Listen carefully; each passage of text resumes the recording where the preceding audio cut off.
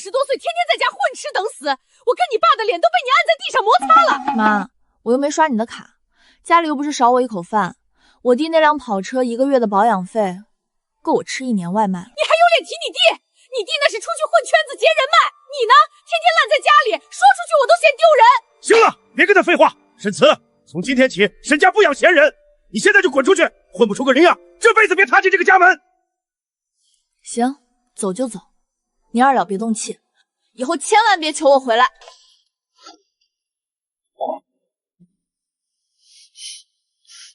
饿死本小姐算你们硬。喂，干嘛？慈慈，听说你被扫地出门了，啃老终于啃到头了吧？你要是来落井下石的就挂了，我现在全身上下就120块，连顿像样的饭都吃不起。哎，别说姐妹不顾你，我小舅舅博氏集团的博彦洲最近正在高薪招老婆。招老婆，豪门规矩多如狗，不去，耽误我摆烂。包吃包住，月薪10万，5险1金全交，干满1年还有年终分红。多少？10万！地址发我，现在立刻马上！不行，得先找个服装店换身衣服。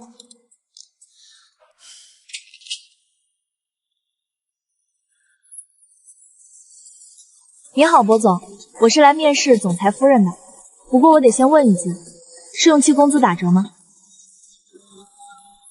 没有试用期，直接转正。明天早上带户口本跟我去领证。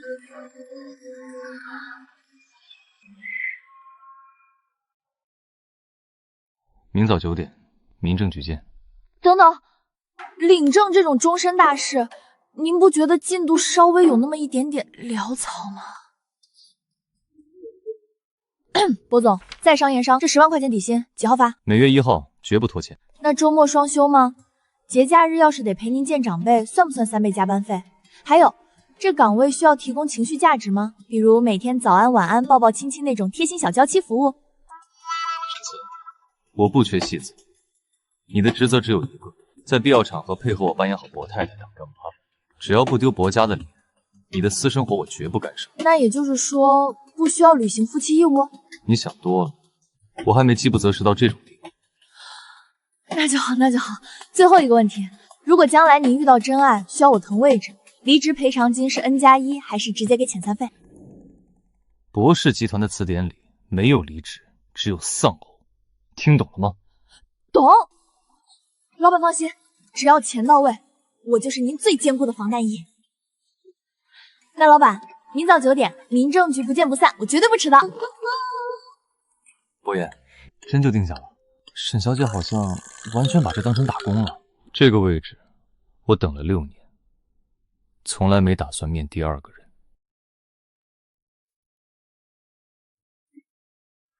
恭喜2位新婚快乐！这就合法了？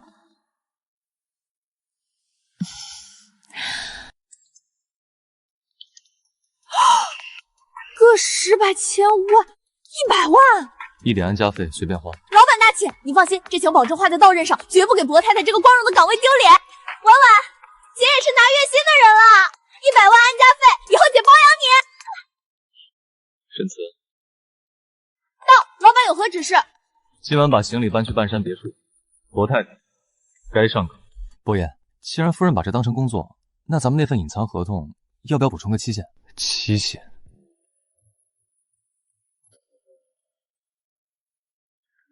林特助，你什么时候见我做过亏本买卖？我要的从来就不是1年。乖乖，这灯要是砸下来，100万够赔几片玻璃的。太太，先生今晚有视频会议，会晚点下来。厨房备了晚饭，您是现在吃还是等先生？现在，麻烦赶紧上菜，饿死我了。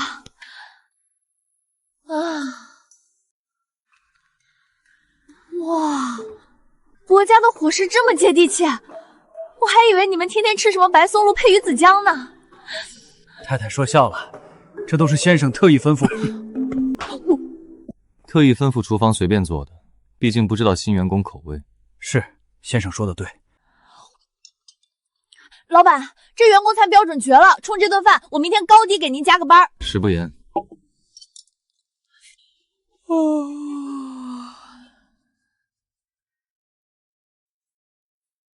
看什么呢？这么投入，还真有白月光啊！燕州平时最爱干净，现在这屋里怎么一股廉价的外卖味儿？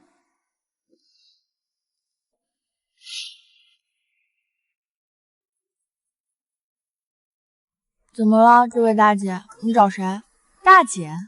哼，我是陈曼媛，你就是燕州随便找来应付长辈的那个女人，一身廉价货也敢坐富家沙发，不嫌丢人。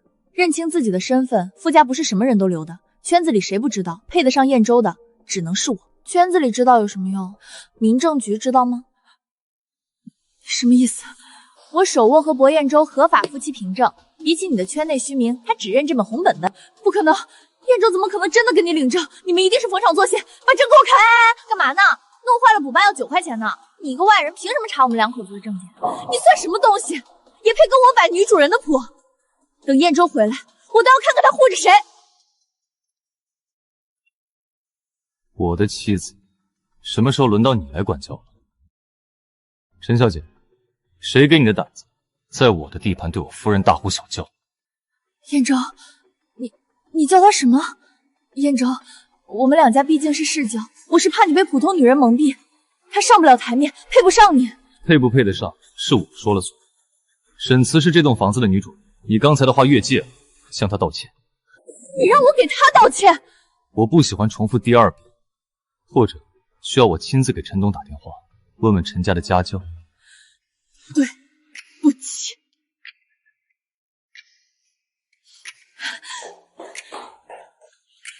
你别得意太早。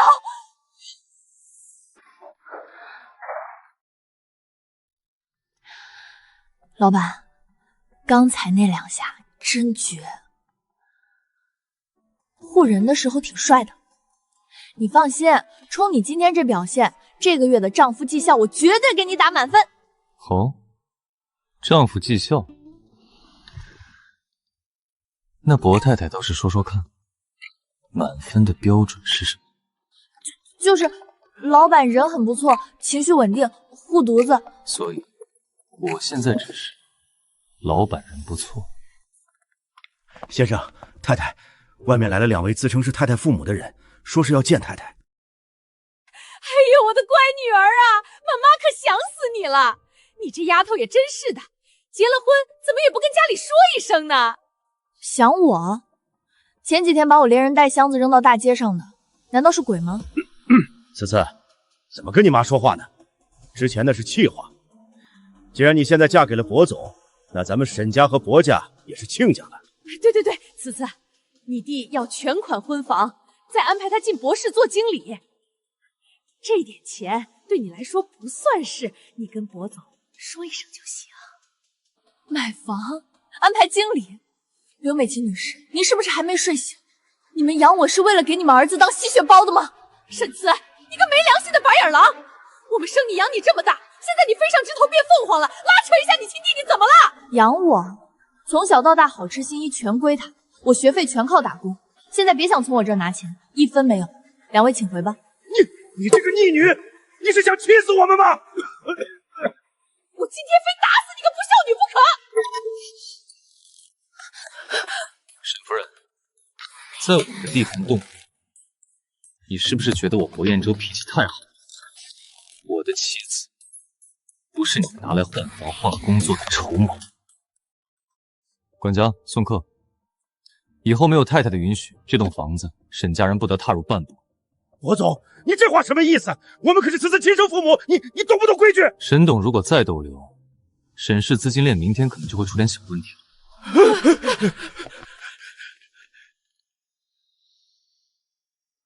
饿不？刚才的麻辣烫凉了，陪我重新吃点。饿，当然饿。骂人可是个体力活。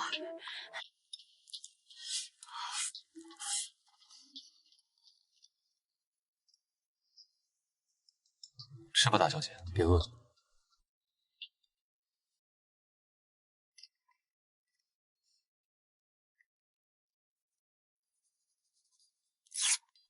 喏，老板，这是给你的。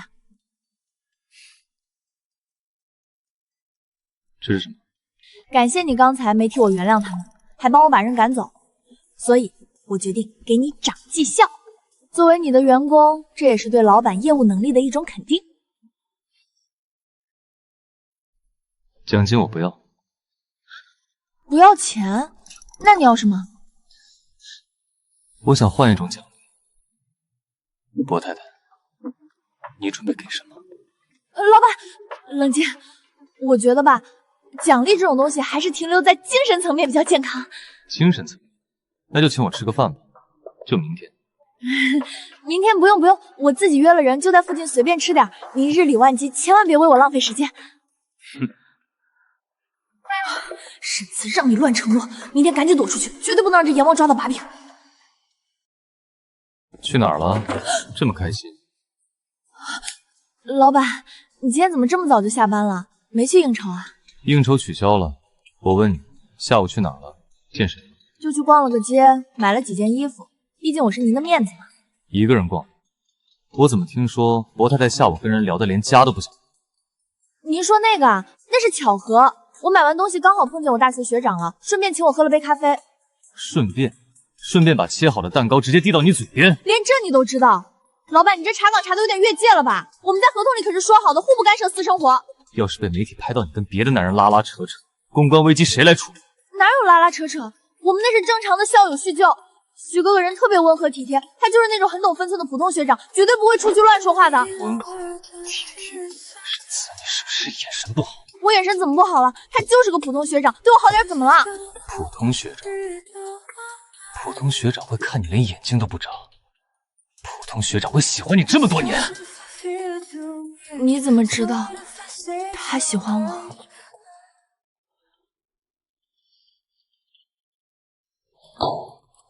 老板，您昨晚的批评我深刻反省过了，这是我连夜赶出来的述职报告，请您过目。日常花销明细，豪门太太社交圈维护进度，你脑子里一天到晚装的都是什么？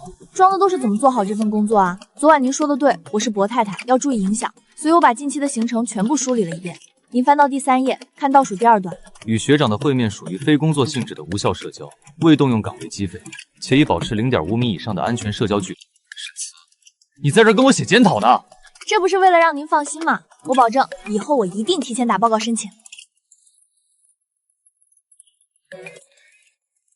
你是真听不懂，还是在跟我装傻？我在意的是你不打报告吗？那您在意什么？在意我没给他买单？我在意的是你跟别的男人走得太近。徐佳宁看着你的眼神，是个男人都能明白是什么意思。可是咱们就是个雇佣关系啊，老板，合同上没写这。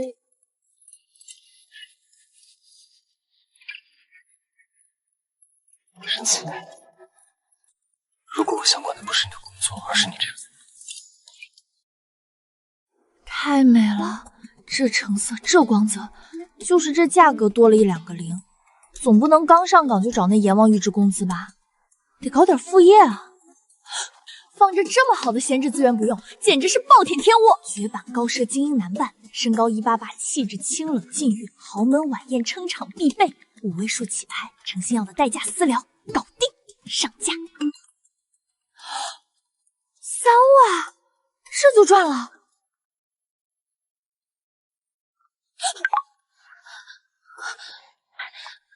老板，您下来了。无事献殷勤，又闯祸了。我这是来给您汇报工作的，明天晚上有个非常重要的饭局。明晚的饭局怎么没人跟我提过？就是我这边的一个长辈，对，长辈，人家一直想见见你，老板。好，明晚我抽出2个小时陪你。老板大气，老板威武，你放心，明天你只要负责耍帅就行，剩下的交给我。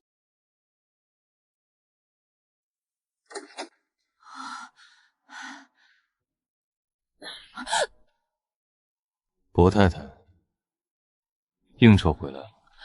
老板，你今晚在饭局上表现的真好，那位王太太把咱们夸上天了都。是吗？那你过来给我解释一下，这笔精英男伴出场费是怎么回事？老板，我错了，我不该再私自开发您的商业价值，但我这也是为了咱们这个家呀。所以，你把我明码标价挂在网上，钱全进了你的口袋。那我们5-5分，实在不行3-7也可以，你7我3，不能再少了。好歹我也是运营加客服啊。你钻钱眼里了是不是？我在你眼里就是一个可以随便租借出去换包的物件。老板，你在我心里那是无价之宝，这不是那富婆开的价格实在太诱人了吗？而且今晚你不是也没揭穿我吗？还那么配合的哄他家长辈开心。我不配合，难道当场告诉全场人，博氏集团的总裁夫人穷到要把自己老公按小时出租？我的面子还要不要？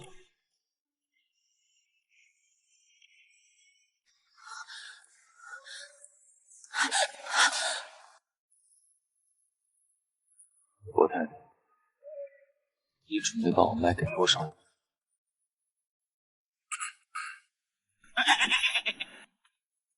先生、太太，明晚7点，全城名流慈善晚宴的正式邀请函送到了。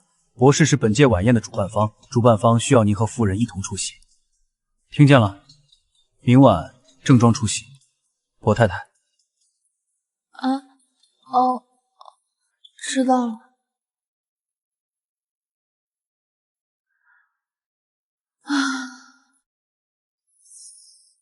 慈善晚宴主办方，完了完了，我连刀叉哪只手拿都分不清啊！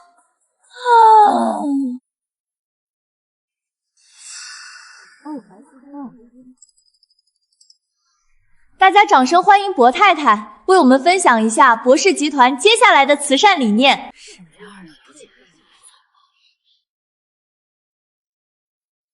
博太太，这么多商界名流看着呢，可别把博家的脸丢光了。放心，我这人别的没有，就是脸皮厚。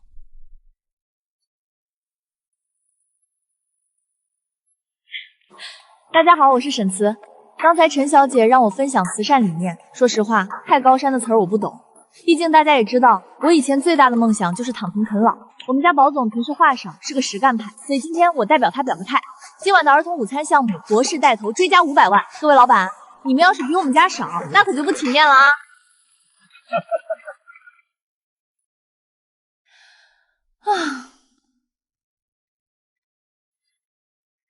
刚才算你运气好，但乌鸦就是乌鸦，变不成凤凰。开个价吧，拿着这笔钱离开博彦州。个10、百、千、万，500万。陈小姐，你打发叫花子呢？博太太这个岗位，一个月光底薪就10万，你这买断费是不是有点太抠搜了？嫌少？500万够你这种人挥霍一辈子。你真以为彦州会一直留着你？等他玩腻了，你1分钱都捞不着。你说的有道理，职场如战场，我确实得为自己的前途考虑考虑。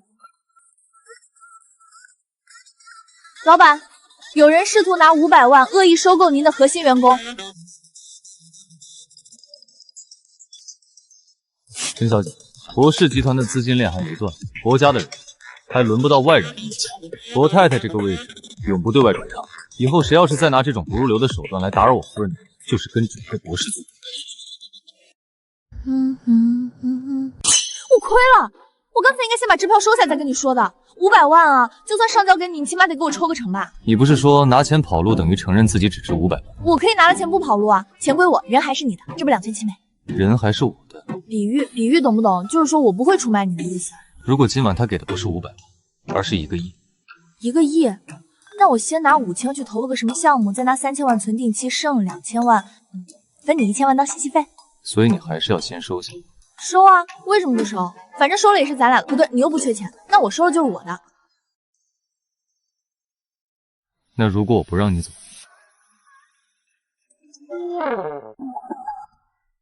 老板，明天中午我约了人吃饭，你没啥安排吧？没有。那我去了啊。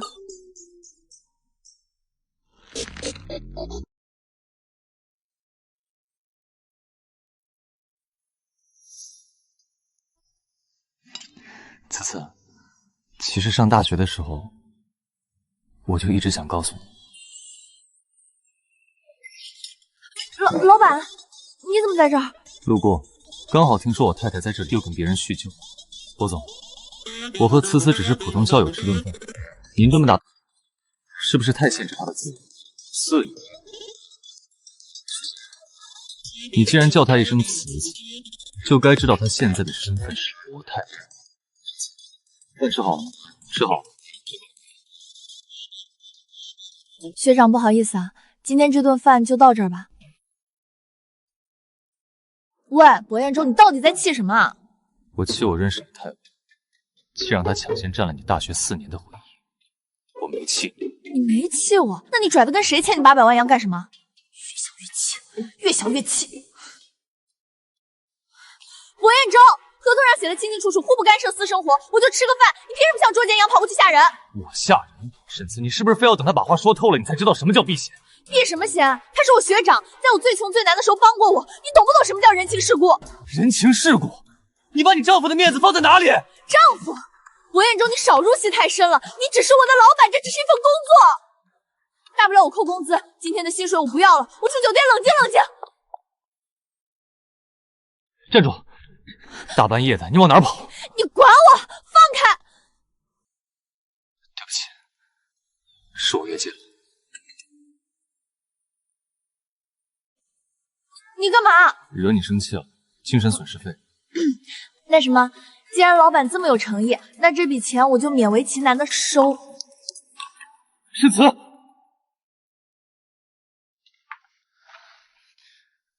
管家，马上让陈医生滚过来，快点！是先生。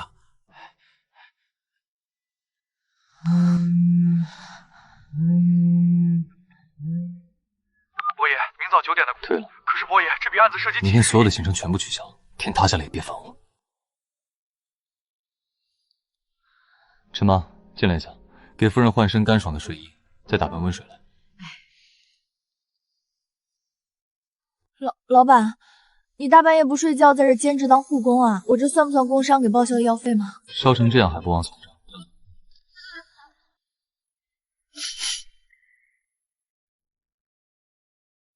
博彦州，是不是哪里还不舒服？你干嘛对我这么好啊？你比我爸妈对我还好。以后我会一直对你好。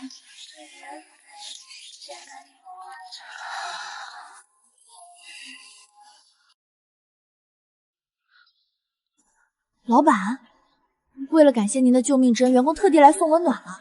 哎，人不在，嘿，正好放完就跑，老板也不知道是谁送的。是什么？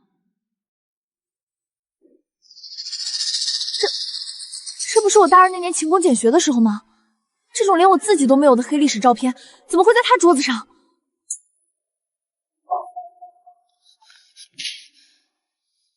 你进别人书房不知道要先敲门吗？老板，我送咖啡来着。不过这不是重点，重点是你书房里怎么会有我大学食堂啃馒头的照片？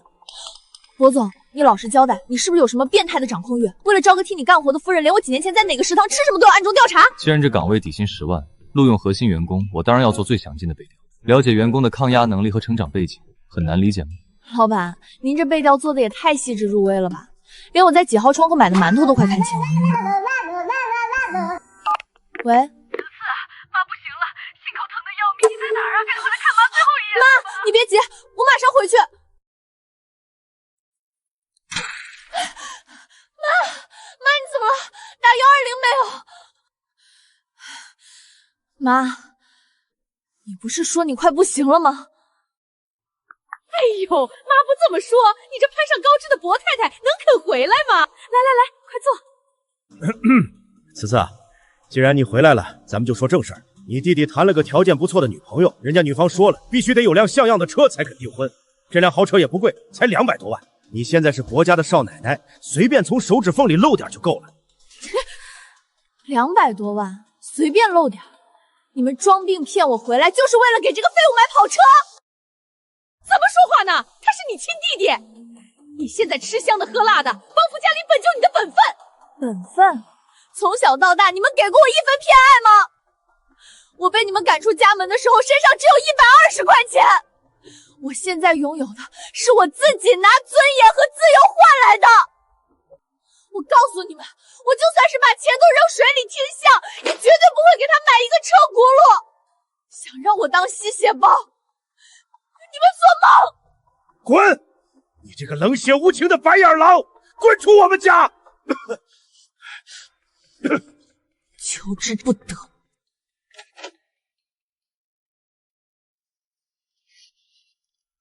滚！你这个冷血无情的白眼狼，滚出我们家！上车，带你回家。伯爷，沈家那边又在无端滋事了。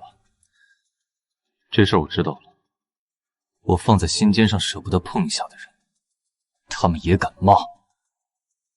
伯爷，需要去敲打一下沈家吗？敲打不够，去扶持沈宏远的对家，让他自顾不暇，不就没空来烦夫人了？是，我马上去办。此，大快人心啊！一八公司今天一天连丢了3个大客户，现在全家都在补救，半个月没空烦你了。听说还是我舅舅出手帮的你。薄彦舟，你为什么要对我这么好？就因为那份每个月10万的合约吗？如果我说是，博士的员工只有我能欺负。哪个老板会为员工做到这份上？哎呦，大家快看！堂堂博士总裁居然被他那个穷酸老婆挂在二手平台明码标价3万块出租，真是给薄家的脸丢完了！完了！这截图怎么流出去了？这回不仅工作保不住，估计还得赔违约金。完了！3万块，薄太太，我的出场费是不是定的太低了？老板，你听我解释，这事儿它是个误会，是陈曼媛故意搞我，我这就退圈，这就去写检讨。写什么检讨？我薄彦舟的太太用得着跟这群闲杂人等认错？我是薄彦舟，我名下一切资产都属于沈慈，他处置财务随心所欲，不满的人直接来博士找我，谁敢私下议论我太太，即刻寄送追责文书。怎么，感动的不会说话了？老板，你这护犊子的演技绝了！不过这算不算工伤补偿？我能申请把那3万块真拿去提现吗？沈慈，你钻钱眼里得了。那合同没写不能提现，我争取一下不过分吧？你不过是被薄爷爷逼他取的挡箭牌罢了。当年他最难熬的那段日子，陪着他的人是我。挡箭牌就挡箭牌呗，有什么了不起的？我可是拿了安家费的。我是个莫得感情的打工人，绝对不能越界。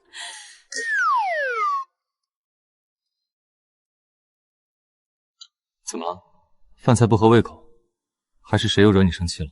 没有啊，挺好的，谢谢薄总关心。薄总，昨天还叫老板，今天就变薄总了，你是不是有事瞒着我？薄总，咱们就是合作关系，互惠互利。以后要是您的白月光回来了，您提前跟我说一声，我保证痛快卷铺盖走人。我有点胃疼，先回了，不用管我。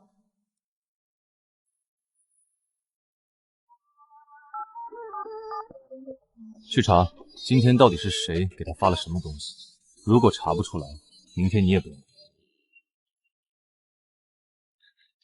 伯爷，查到了，是陈曼媛小姐，她找人合成了一张你们当年同框的照片，还发了一些误导夫人的短信。他找死！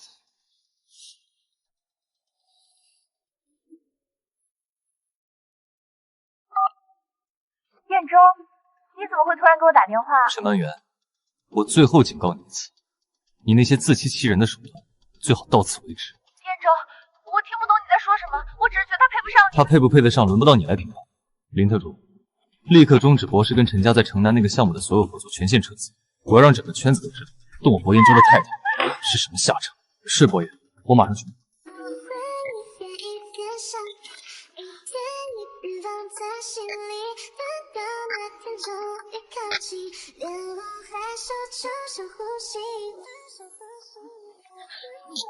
你干嘛？沈慈，看着我。看什么？没有什么白月光，也没有什么旧情。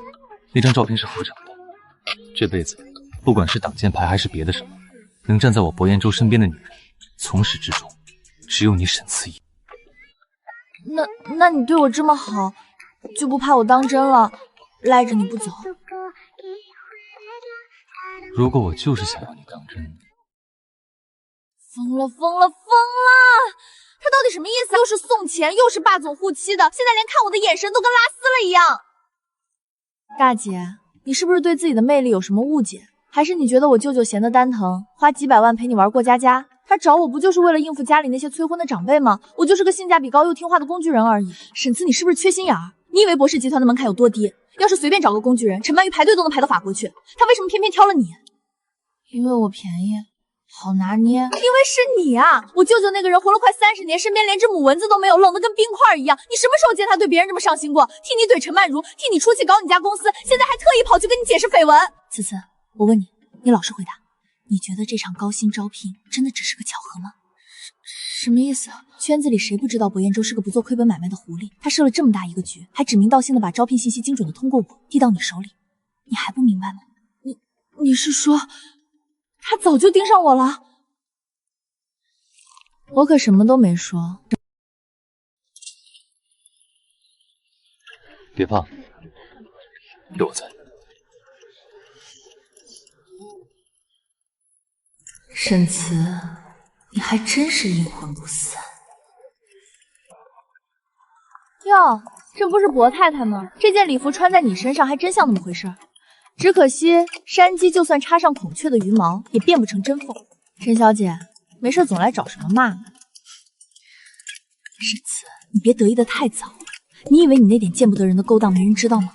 今天我就要让全城的人看看你到底是个什么货色。大家都看看，沈慈根本就不是什么博太太，是博彦舟为了应付催婚花钱雇来的。你怎么会有这个？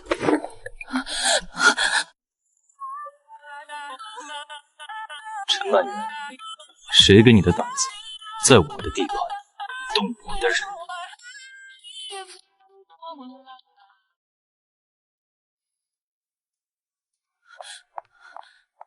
把我家的监控和佣人买通，偷拍太太的私人物品。陈曼玉，陈家就是这么教你做事的。彦舟，我是在帮你拆穿这个心机女，她就是为了你的钱。是真的。我博彦舟的钱不给我老婆花，难道烧给外人看吗？这份申请表不仅是真的，而且我已经批了。各位大概不知道，我追我太太追得很辛苦。她既然喜欢谈钱，我就用全部身家给她安全。不是她图我的钱，是我怕我的钱不够多，留不住她。沈慈是我明媒正娶放在心尖上的妻子，今天谁敢看她半分笑话，就是跟我博氏集团过不去。把陈小姐请出去，顺便通知法务部起诉她侵犯隐私和商业间谍罪。博彦舟，你今晚在台上说的那些话，是为了保全博家的面子，还是真的？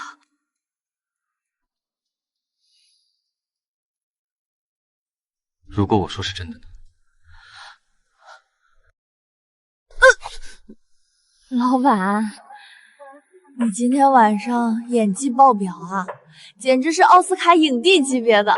喝成这副德行，你到底有没有一点身为博太太的自知？不怂，博彦舟，我发现你这个人除了脾气差、爱扣钱之外，其实还挺帅的。沈慈，你喝醉了，知道你在干什么？博彦舟，你今天在台上说我是你心尖上的人，我听到了。然后我就在想，向晚说你从来不做亏本的买卖，你到底为什么非要娶我啊？这世上性价比高的公主人那么多，为什么偏偏是我？你该不会真的像向晚说的那样，早就暗恋我、蓄谋已久了吧？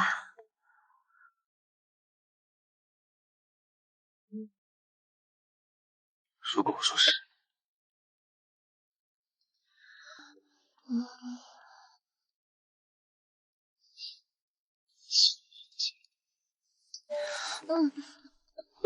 乖，先睡觉，以后你就知道了。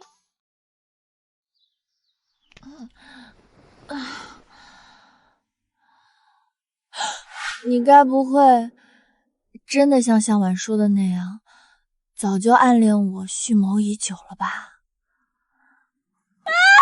沈慈，你是不是疯了？你居然敢酒后骚扰你的金主爸爸，这下完蛋了！他们扣关我的工资才怪！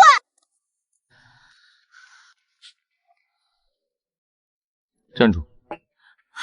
老板早，我突然想起来今天约了项目逛街，对，逛街，我先走了。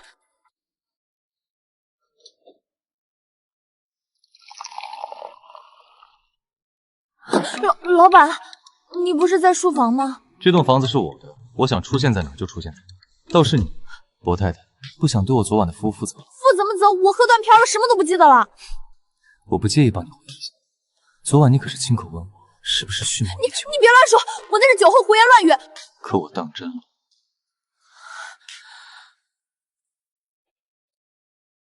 思思，你见见妈，妈求你了。你们又想耍什么花招？之前装病要车要屋骗不到钱，现在改演苦情戏了。思思，沈氏集团这次是真的要破产清算了呀！公司资金链彻底断了，你现在是薄太太，你只要动动嘴皮子，让薄总高抬贵手给沈氏注资。现在知道我是你女儿了，你们把我赶出家门，想过有今天吗？是爸的错，爸鬼迷心窍。思思，就算你再恨我们，沈家也是生你养你的地方，你总不能眼睁睁看着你爸一辈子的心血付诸东流吧？那是你们的报应，跟我有什么关系？你们走吧，我没钱。博彦州的钱也不是大风刮来的，我没脸去开这个口。思思，你不能见死不救啊！你这丫头怎么心这么狠？2000万啊！我得在博士打多少年的工才能还清？可是不借，那2个老东西万一真跳楼了怎么办？这他妈算不算道德绑架？博彦州，沈家是个无底洞，你图什么啊？你帮我挡了这么多次子弹，我都不知道该怎么还你了。我说过，你的事就是我的事，至于怎么还，薄太太，欠债肉偿这个道理。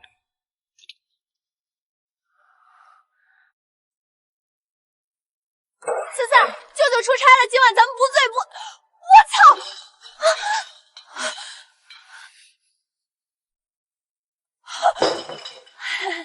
对不起，舅舅，我不知道你在家。不是，我的意思是，舅舅，你终于熬出头了。你从高中就暗恋人家，费尽心机搞个10万月薪的假招聘把人家骗回家，现在终于要亲上了，我这就走，你们继续。向往刚才说什么？高中就暗恋，10万月薪的假招聘？博彦州，你从一开始就是在给我设局。沈子，你听我解释，事情不是你想的那样。别碰我！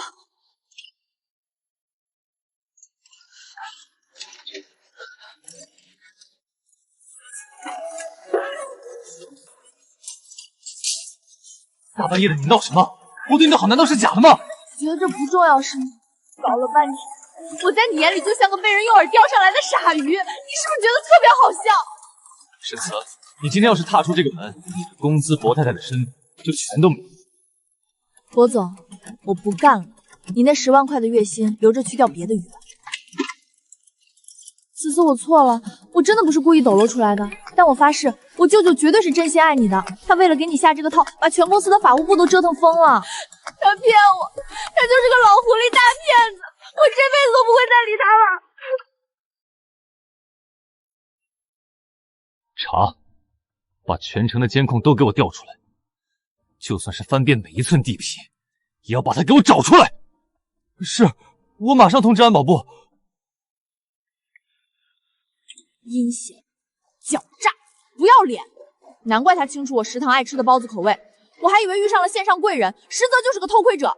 姑奶奶，你骂归骂，能不能先回我舅舅一条微信？他已经给我打了好几个电话了，我感觉他现在正提着刀满世界找人呢。不回，就让他急着。凭什么他把我玩弄于股掌之中，我还要乖乖听话？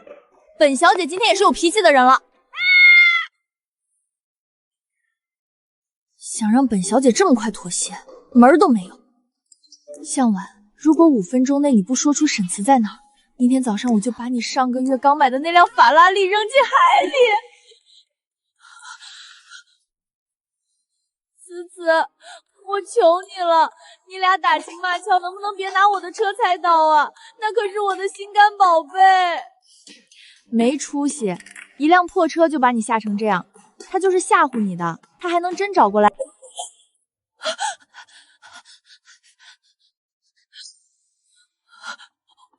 完了，怎么了？谁啊？大半夜的，他居然亲自找过来了。思思，你自求多福吧，我真的不敢不开门啊。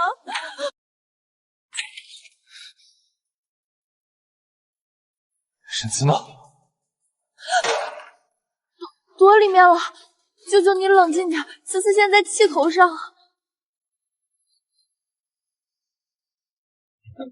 沈慈，开门，我们谈谈好不好？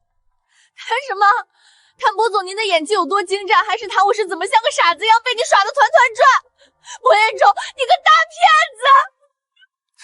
是我骗了你，可是沈慈，如果我不拿高薪当诱饵，以你当时对我的防备，你会心甘情愿地走到我身边吗？你以为的高薪招聘，是我唯一的孤注一掷。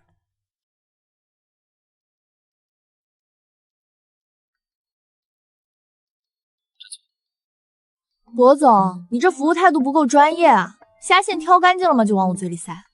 挑干净了，我的错，下次一定更仔细。吃吧，左左。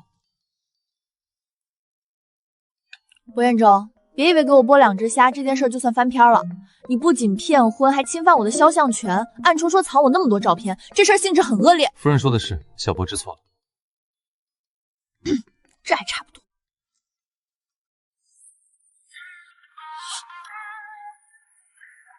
这什么情况？要开博览会啊？这是我的全部身家，博氏集团30%多，我名下所有的不动产和基金，已经全部转到了。博彦中，你疯了！这么多钱你全给我？不是你说的吗？性质恶劣，需要赔偿。从今天起，博士给你管。老板，这份认错态度，你还满意吗？彦中。我听说沈慈跟你闹脾气，离家出走了。那种上不了台面的女人，根本就不懂你的好，你又何必？不关你的事，滚出去！彦中，别执迷不悟了。你娶她本就是应付长辈，合约已拆穿，何不顺势离婚？我哪里比不上他这个不顾亲生父母的废物？陈曼远，我看在2家过去交情的份上，已经给你留了最后的体面，别给脸不要脸。我最后说一次，我娶沈慈绝非逢场作戏，我的夫人只会是她。你如果再暗中耍手，陈氏集团就此。好，博彦中，你够狠，我认输。虽然被哄回来了，但我绝不能就这么轻易原谅那个老狐狸。夫人，城南那家你最爱吃的蟹黄包，排了2个小时的队，趁热吃。不吃，别以为一盒包子就能收买我。我现在看到你，我就想到你那满墙的算计。1盒包子不够，那我以后天天给你当牛做。夫人说，要怎么才能消气？我不管，你自己犯的错，自己去想。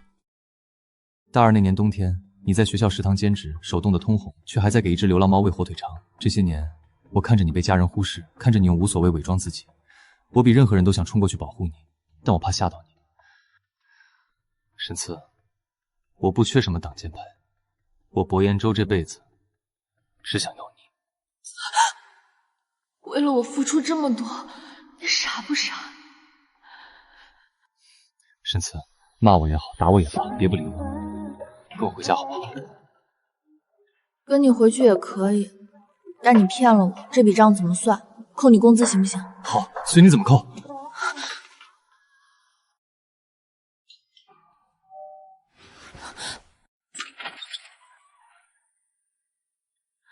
慈慈，妈来看看你。你们来干什么？又缺钱了？博彦州上次给的钱不够你们挥霍的？不，思思，不是钱的事儿。上次博总注资，公司已经起死回生了。我们今天来，就是想来看看你过得好不好。这是城西老街的桂花糕，你小时候最爱吃。那时候家里偏心，每次只能买1块，我都留给你弟弟。妈昨天路过，排队给你买了1盒。现在送来有什么用？我已经被你们赶出家门了，在你们眼里，我就是一个可有可无的废人，不是吗？是爸爸糊涂，经历了这次破产，我和你妈才看明白，树倒猢狲散的时候，只有你这个被我们苛待过的亲生女儿肯救我们。此次爸妈知道错了，真的知道错了。你们起来吧，这盒桂花糕我收下了，以后你们过你们的日子，我过我的日子。只要你们不再作妖，沈家有难我不会见死不救，但其他的强求不来。博彦州，还好我现在有你了。我会一直在。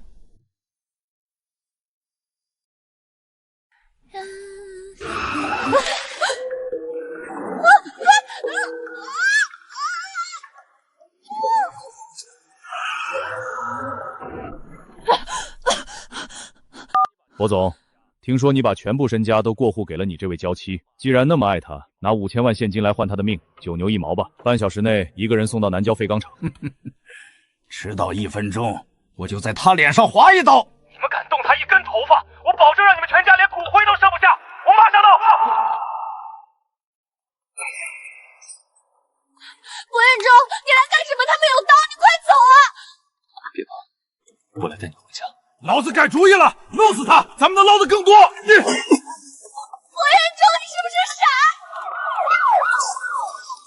博彦中，你撑住！你要是死了，我1分钱纸钱都不少给你。舍不得死，还没给我长心。夫人，肩膀好疼，要夫人亲一下才能好。博彦中，你够了！医生说只是骨折，你别搞得好像高位折塌了一样。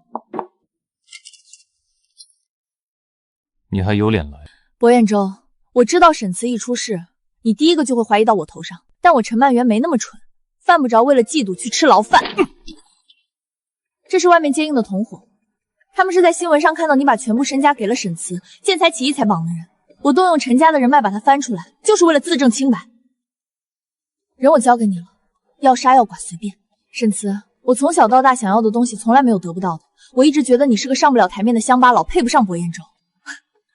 但当我知道博彦舟连命都不要了，冲进去救你，我就知道我输了，不是输给你，是输给他的心。陈小姐，感情这种事本来就不能用配不配来衡量，你能把人送来，谢谢。不用你谢，我陈曼媛拿得起放得下，就算输我也要输得漂亮。以后我绝不会再出现在你们面前碍眼。祝你们百年好合。看什么看？还不快喝！你看看你，结个婚搞出这么大阵仗，这下全世界都知道我手里有你全部身家了。夫人，情敌退场了，坏人也抓了，那我是不是可以问一句，现在算不算彻底原谅我了？向晚，你又搞什么鬼？大晚上的把我绑到哪儿去啊？是不是要卖了我？卖什么卖？马上到了。嘘，到了。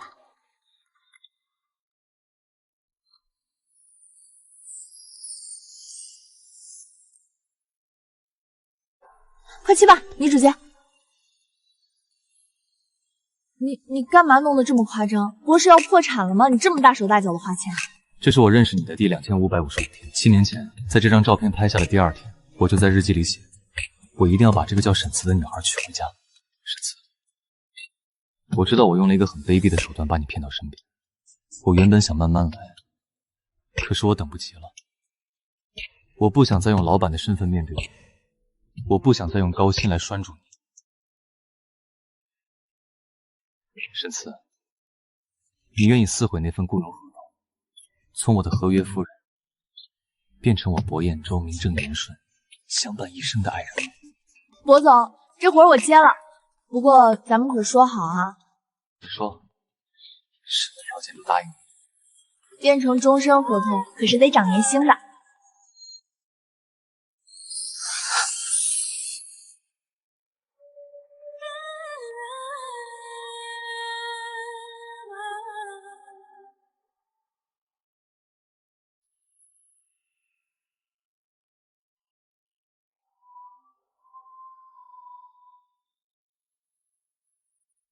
博总，不，彦舟，这孩子以前在家里受了委屈，以后我就把他交给你了，一定要对他好。爸，您放心，我博彦舟的命是他的，以后谁也不能让他受半点屈。我舅舅终于不是老光棍了，我磕的 CP 终于圆满了。博彦舟先生，你是否愿意娶沈慈女士为妻？无论贫穷还是富有，疾病还是健康，都爱她，尊重她，直到死亡。我愿意。别念了，神父，我愿意。10万月薪的时候我都愿意，现在加倍了，我傻了才不愿意。博太太，这么神圣的时刻，你非要提前，这叫勿忘初心。那我就行使我的老权。